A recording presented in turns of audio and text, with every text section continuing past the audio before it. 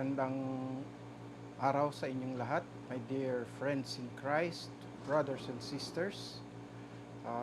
Isang pinagpalang umaga po sa ating lahat. Isang araw na naman ng Sabado ngayon, feast. Every first Saturday of each month, we celebrate a feast for the Blessed Mother Mary, and we remind ourselves every moment to put her in our hearts. This morning, I am very privileged na maanyayahan pong magbigay ng isang maikling talk on something which I have done previously. Ito po yung magbigay ng talk tungkol sa what we call the total consecration to Jesus through Mary devotion. No? Total consecration. Or sa Tagalog, ito po yung tinatawag nating lubos na pagtatalaga ng ating buong sarili sa ating mahal na ina at sa ating Panginoong Jesus. No? To be more precise about is consecration to Jesus Christ, kasi siya po yung dulo ng ating devotion through the loving hands of Mary. No? So marami siguro sa inyo ay narinig na ito nung araw at muling gagawin ito. This talk or this short sharing is designed to help you do the preparation for total consecration. Yung iba naman sa inyo marahil first time nyo lang po ngayon. No? So sana sa maikling pag-share kong ito, maunawaan nyo yung mga kahalagahan tungkol dito sa devotion na ito at kung paano gawin itong devotion na ito. Alam nyo po, ako po ay mapalad rin kasi nung 2012, almost 9 years ago, naimbitahan din po ako to start this devotion. Nung unang-una, resistant pa ako kasi parang napakahirap gawin. 33 days, parang napakahaba, no? Pero sa awa ng Diyos at through the grace of God, I was able to accomplish this, no? To do the 33-day preparation for total consecration. And from then on, repeat it every year. No? So naging deboto po ako dito sa tinatawag na total consecration to Jesus through Mary. So, as I start my sharing today, gusto kong ipaliwanag sa inyo yung essence nitong devotion na ito. No? Ano ba itong devotion na ito? Madalas po nating naririnig yung salitang consecration, di ba? As Catholics, we often hear that. We consecrate to the Sacred Heart of Jesus and to the Immaculate Heart of Mary. Consecrate actually is a word that comes from the Latin saying, cum sagrado. Cum sagrado, which means to make holy. To make holy. No? Ang maging banal. So, yun po ang ibig sabihin ng cum sagrado. So, when we say total consecration, ang pakay po natin ay maging banal. Ang pakay po natin ay maging sacred. Katulad ni Jesus at katulad ni Mary. Kaya ang tawag po natin ay total consecration to Jesus through Mary. Kino-consecrate natin yung ating sarili para tayo ay maging banal. Ito po ang kalooban ng Diyos na sana ang bawat isa sa atin ay maging banal. Okay, total consecration. Meron pong components itong devotion na ito. First and foremost, I would like to say, ito pong devotion na ito ay very special. We call this the highest or the deepest form of devotion to the Blessed Mother and to Jesus Christ. No? Kasi dito po sa devotion na ito, marami pong iba't ibang klaseng devotion eh. Dito sa devotion na ito, ay ipinagkakaloob natin o tinatalaga natin ang ating buong sarili, ang ating buong buhay, kasama na lahat ng ating mga pangarap, mga gusto sa buhay, mga challenges, mga pagpapasakit. Lahat ay tinatalaga natin sa Birheng Maria. So, napakalalim po nitong devotion na ito. At once we start this, sana maging patuloy ito sa ating buhay until the rest of our lives, no? Habang may buhay tayo. Kaya nga, taon-taon, inuulit din ang pagtatalaga ng sarili sa mahal na ina. Ito po yung suggestion ng lumikha nitong devotion na ito na si Saint Louie Grignon de Monfort. I will talk to you about him later on. Total consecration. There are 5 components in this total consecration. Number 1 po ay sarili. Yung sarili natin, self. We bring ourself here. No? Napakahalaga po sa devotion na ito. yung totality of ourselves, yung kabuuan ng ating sarili. That's the first component. Bakit po? Kasi sa second component, ini-offer po natin ito, yung sarili natin, inaalay natin sa Panginoong Jesus through Mary. So, the process is consecration. We entrust our lives to Jesus through Mary. Entrust, totally, completely. Ibinibigay natin sa Panginoon. Isinusuko natin sa Panginoon. So, dagdag natin yung word surrender. Sinusurrender natin even our own will, our desires, our challenges sa buhay, our sufferings, our hardships even, to Jesus through Mary. Kaya napakaganda po nitong devotion na ito.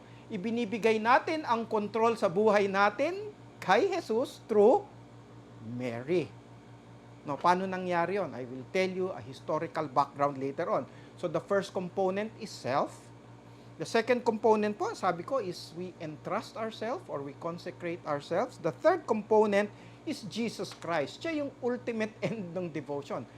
Pag tinanong kayo, para kanino yung devotion na yan? Para kay Jesus. Isinusuko natin ang sarili natin kay Jesus. The fourth aspect is through Mary. Sa kapamamaraanan ni Maria. Sapagkat si Maria ay ibinigay sa atin ng Diyos Ama. Binigay sa atin ni Jesus. And number 5, ang objective po nito, and I would like to consider this the last component of total consecration, is the imitation of Jesus Christ. The imitation of Jesus Christ, the imitation of the holiness of Jesus Christ, and the imitation of Mary. Kasi alam naman natin, of all mortal beings who have lived in this earth, none has become holier than the Blessed Mother Mary. So, ang pakay po nito is to consecrate, to make our lives holy, and to imitate Jesus Christ and the Blessed Mother Mary. Ito po yung first part ng aking sharing sa inyo. Para maunawaan nyo po itong prosesong ito, or this devotion, I would like to share with you a short history of the total consecration para pwede naman nating i-explain sa mga kapatid natin, ano ba yung devotion na yan? Baka mamaya maging curious din sila, no? Maging excited rin silang gawin ito para meron naman tayong kaunting alaman. Oo, kailan nagsimula ang total consecration? Ito po ang pag tinanong ho kayo niyan, ang sagot nyo ho, nangyari ho yan unang-una sa paanan ng krus, at the foot of the cross. Ano ho nangyari at the foot of the cross? Alam po natin, binitay si Jesus. He was crucified and He died for us in the cross. But if we look at the events of the crucifixion of the cross, Jesus spoke 7 last words. No? Naaalala pa nyo ba kung ano yung 7 last words na yon? Okay, isa doon sa 7 last words na yun, isa lang doon ang request ni Jesus. Kasi kung titignan nyo yung 6 sa 7 last words, ito ay pakikipag-usap sa Diyos. One was to everyone, I thirst, sabi niya, it's a rhetorical statement that Jesus said. Most of it are statements addressed to the Father, no? My God, why have you forsaken me? Tsaka yung dulo, into thy hands I commend my spirit. Yung isa ay dun sa thief. Yung sabi niya, today you will be with me in paradise. Lahat po yon ay statements. Pero isa lang po ang request. Ano po yung request? Ito po yon. Hango po ito sa Bible, sa John chapter 19, verse 26 to 27. Sabi ni Jesus, woman, behold thy son. Tapos sinabi rin niya, son, behold thy mother. So, ano ho yung nangyari doon? Ipinagkaloob ni Jesus ang kanyang mahal na ina kay San Juan. Saint John, the apostle whom he loved. And Saint John represents us all. Okay? Woman, behold thy son. Inobey kaya ni Mama Mary yun? Of course, sinabi ng anak niya yun eh. And this is a request while Jesus was in the process of dying for all of us. Wow, napakatinding request. Woman, behold thy son. Wag po nating kalimutan yon. Thereafter, he also looked at the disciples, si Saint John, Everybody knows that Saint John is the apostle, labeled as the apostle that Jesus loved. No, bukod tanging mahal ni Jesus, siguro because of his closeness to Saint John, San Juan. At ang sinabi po niya, Son, behold thy mother. Behold. Kaya nung narinig yun ni San Juan, he took that so meaningfully, and as a result of that, he took Mary with him home. Nung umuwi siya, kasama na niya si Mary. And Mary became the mother of John. Dahil hiniling yon ni Jesus. Mary did not only become the mother of John, Mary also became the mother of the rest of the apostles. Alam po natin, nung kamamatay lang ni Jesus, the apostles were struggling in fear.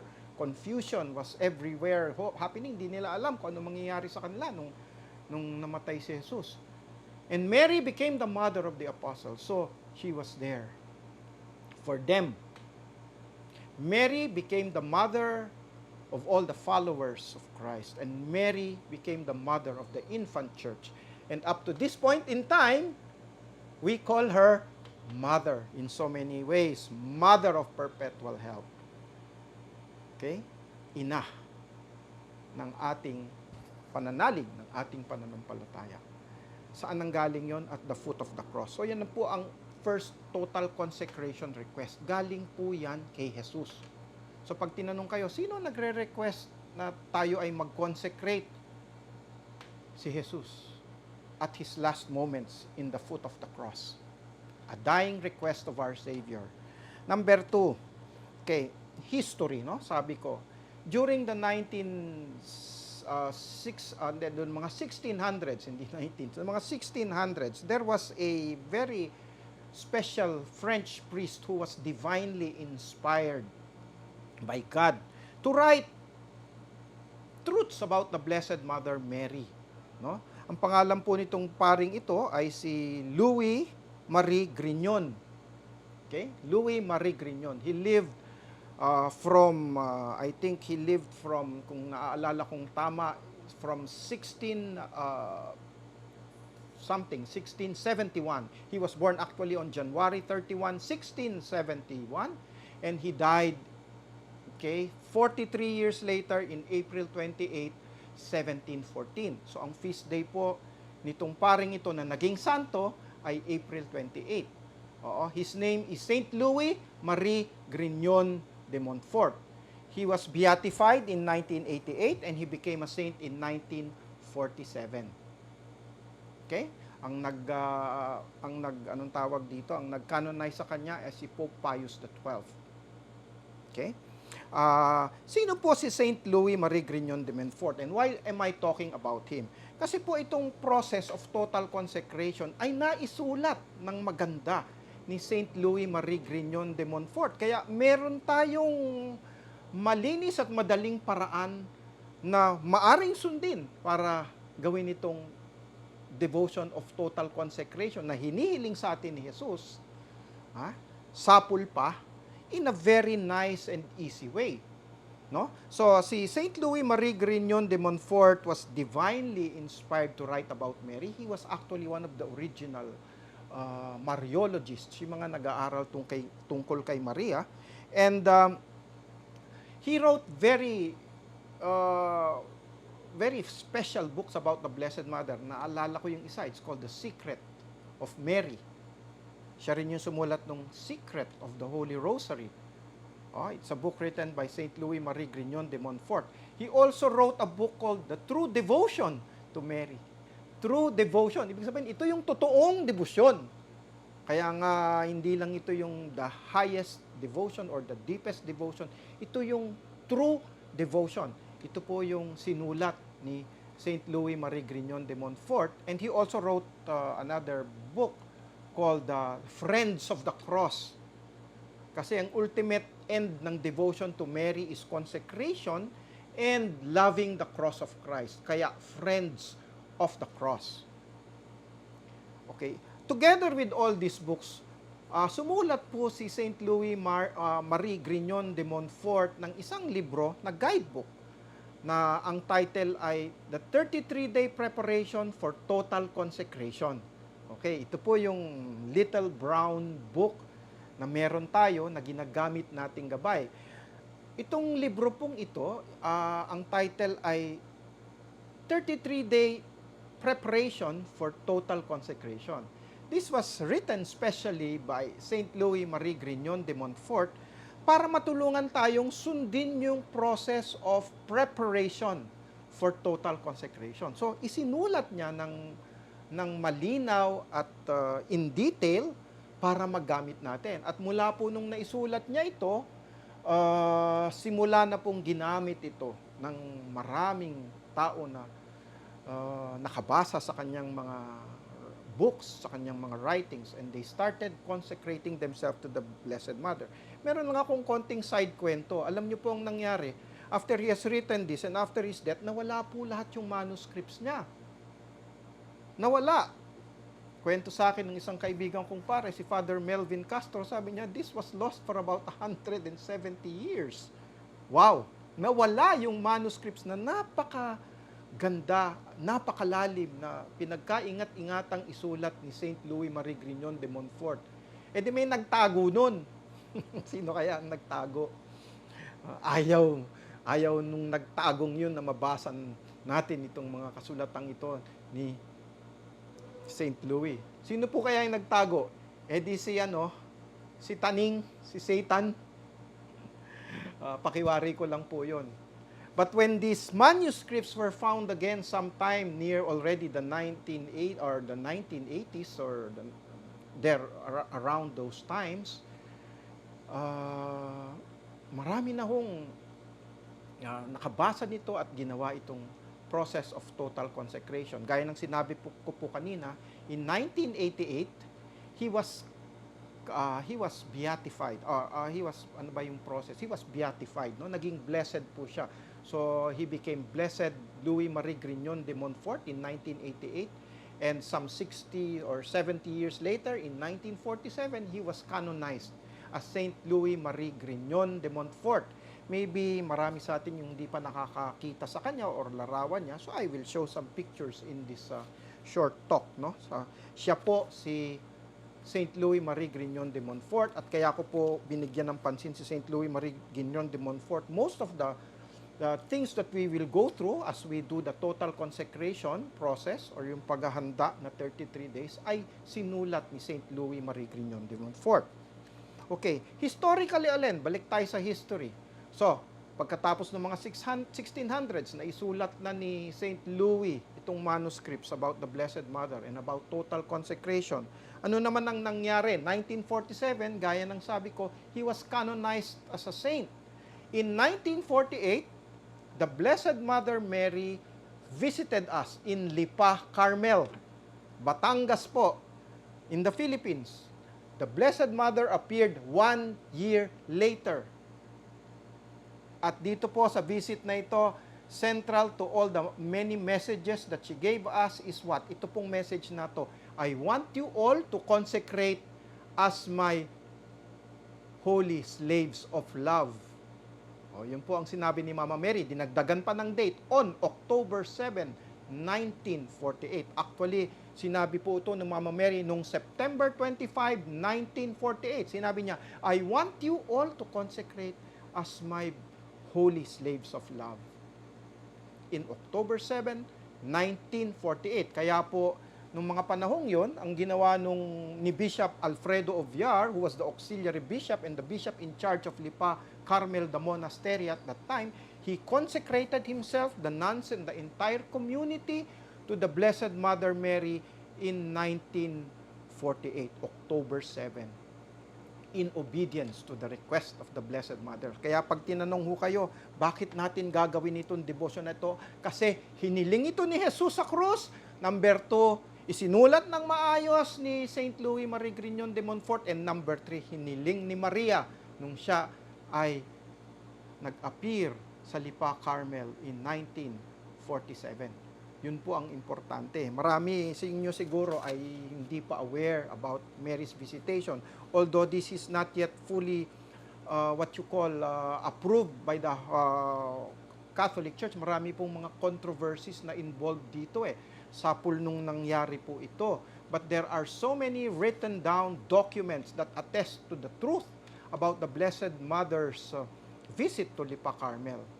I would like to emphasize 3 things that the Blessed Mother said during her visitations here. No? Hindi at one time, but in repeated time. Isa sa mga unang sinabi ni Mama Mary kay, by the way, nag-appear po si Mama Mary sa isang postulant. Ang postulant po is, she was a very young lady. She entered the Carmelite Monastery. Ang pangalan po niya ay si Sister Teresita Castillo. Sister Teresing Castillo. Siya po yung visionary. Sa kanya po nagpakita ang mahal na ina for several times. Okay? Starting in 1948. No? Isa sa mga sinabi po ni Mama Mary kay Sister Teresing nung araw, kasi paulit-ulit siyang tinatanong ni Sister Teresing, "Beautiful lady, who are you?" Paulit-ulit, no, in an endearing way, no. Yung, alam mo naman, bata pa si Sister Teresing nung araw. Sabi niya, "Beautiful lady," hindi niya kilala masyado, but she sees the beautiful lady. So tanong siya paulit-ulit, "Who are you, beautiful lady?" And finally, sinagot siya ni Mama Mary, "I am your mother." Wow, this was sometime in September 15, 1948. "I am your mother." Wow. Hindi ba siya yung mother na ibinigay sa atin ni Jesus? Nagpapaalala lang siya, no? Para malinaw, ako ang inyong ina. Wow, she is also the mother of God. Pero sinasabi niya sa atin, "I am your mother." Kaya kung pupunta po kayo sa Lipa Carmel, makikita niyo sa altar doon, nakasulat yan, "I am your mother." Bibigyan po natin ng konting pananaw itong statement na ito later on. The second statement, sabi ko nga sa inyo kanina, ito yung binanggit ni Mama Mary noong September 25, "I want you all to consecrate as my holy slaves of love." On October 7, 1948.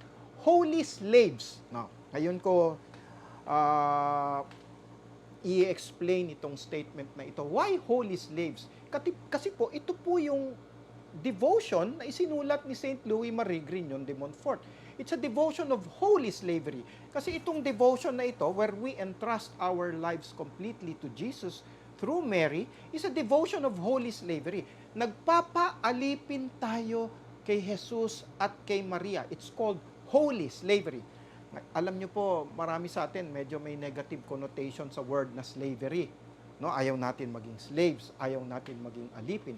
Pero ito po yung ginamit na pananalita ng ating mahal na ina. To enslave our lives to her and to Jesus Christ. In the same way that Jesus enslaved his life to Mary so he could save us. Wow, hindi pala negative ang slavery na yan kung sa context na yan natin gagamitin. Kapag slave ka kasi, wala kang pag-aari kahit ano. Di ba? Pag itinalaga mo yung buhay, lahat ng iyong karapatan, lahat ng iyong mga desires, lahat ng iyong pera, pag-aari, meron ka mang bahay, lupa, trabaho, lahat yan. Inaalay mo kanino? Sa master mo. Sino yung master natin? Si Jesus. Through Mary. Okay? I always say that the end of our devotion is Jesus through Mary.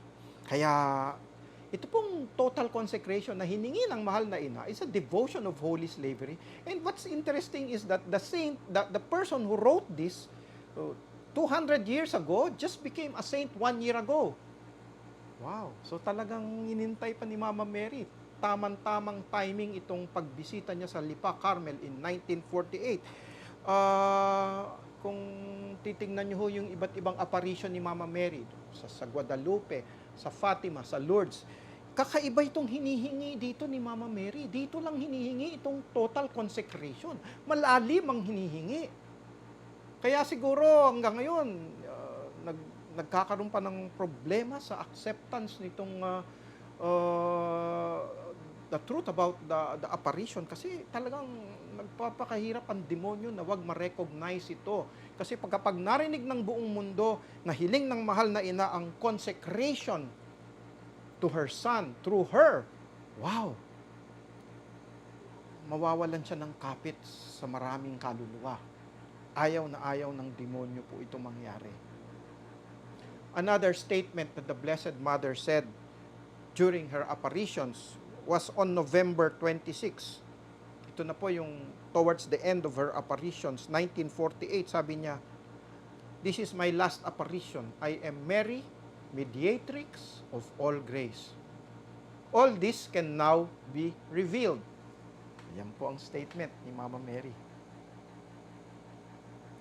I am Mary, Mediatrix of All Grace. Okay, nung araw kasi may tawag kay Mama Mary. I am Mary, she was referred to often as Mary, Mediatrix of All Graces. Okay? Meaning, tama naman po rin yung statement na yun because she is the dispenser of all graces coming from her Son. Tama po yun. Pero ito po iba eh. Sinabi niya dito, I am Mary, Mediatrix of All Grace. Sino po yung all grace? In the singular, all grace refers to Christ, to Jesus Christ, her Son. Mediatrix of all grace, ibig sabihin, ako ang tagapamagitan kay Jesus. Mediatrix, tagapamagitan. Wow! Hindi na lang siya nakilala in this apparition as our mother. She also said, I am Mary, Mediatrix of all grace. I will bring you to my Son. And how does she do that? Through this total consecration devotion. Wow! Hindi ba ang ganda po? Isipin niyo po ito. It was through Mary that Jesus came to this world to save us. Ginamit niyang paraan si Mary. Sabi rin ni St. Louie Grignon de Monfort, it is through Mary that we return to Jesus Christ. Mary is an important component of our salvation. Hindi lang component, she's a part of it. No? Sinabi ko lang component kasi sa pag-aaral natin ito, kailangan kasama rito ang knowledge o yung maging kaalaman natin tungkol sa mahal na ina. Napakaganda po ng messages sa Lipa Carmel.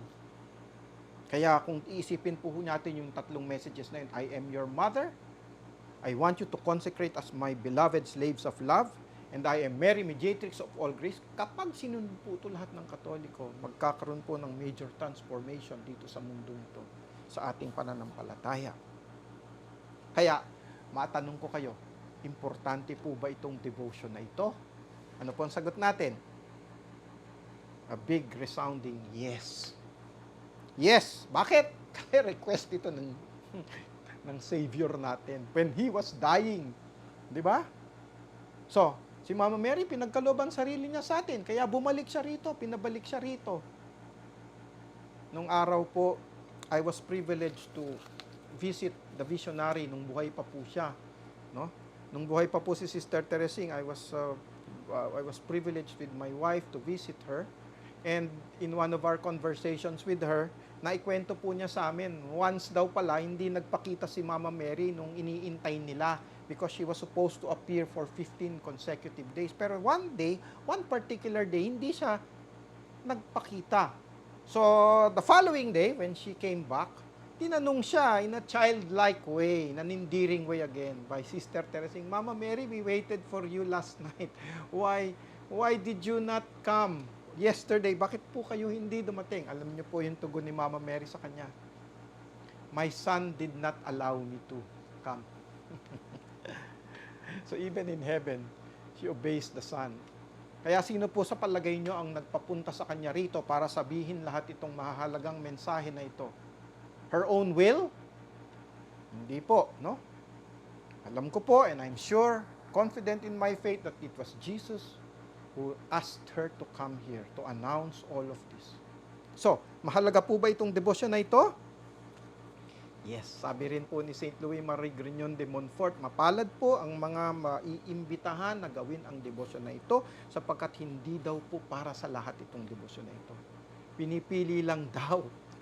Sabi ho yun ni St. Louie Grignon de Monfort. Kaya kayo po na nakakapakinig nito ngayon, samantalihin niyo po itong invitation na ito. At ang pakay po ng next part of my talk, or the second half of my talk, is to tell you how to do this preparation for total consecration.